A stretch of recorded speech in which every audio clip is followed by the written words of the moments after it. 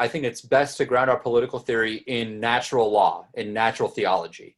That's what Romans 1 says, not just about government, but about a lot of morality. There's a lot of things we can know about God's moral law apart from Scripture. That's the whole point of Romans 1. And that's why we're guilty before the law, even though we don't have Scripture as unbelievers. Like you mentioned a little bit ago about theocracy, what would you say to the objection that if, as Christians, we're saying, okay, we believe in the death penalty, and we think that's it's the proper role of government to execute a murderer, how would you object to maybe somebody saying, okay, well, that's theocracy. You're taking, your religious ideas and putting that onto the government. I actually wouldn't ground my view of the death penalty, for instance, in Scripture. I would ground it in general revelation, in natural theology. I would appeal to Scripture if I'm talking to a Christian, which is what the question was. The question was, does Scripture give us any indication? And I think it does. So as Christians, we can look to Scripture, but I don't think that we have to ground our political ideology solely in Scripture, because I believe that general revelation is also revelation from God, and it's available to everyone, and everyone can look at it and see objective truth that has been revealed from God, even if they don't believe that it actually has been revealed from God.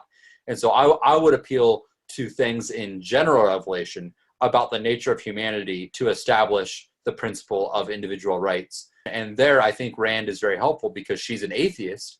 She's looking at general revelation, even though she wouldn't recognize it as revelation, but she's basically building this concept of individual rights from what we would call general revelation. So you don't have to believe in Scripture in order to see that this is true.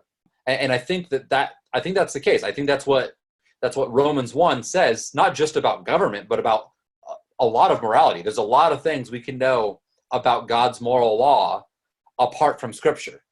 That's the whole point of Romans 1. And that's why we're guilty before the law, even though we don't have Scripture, as unbelievers.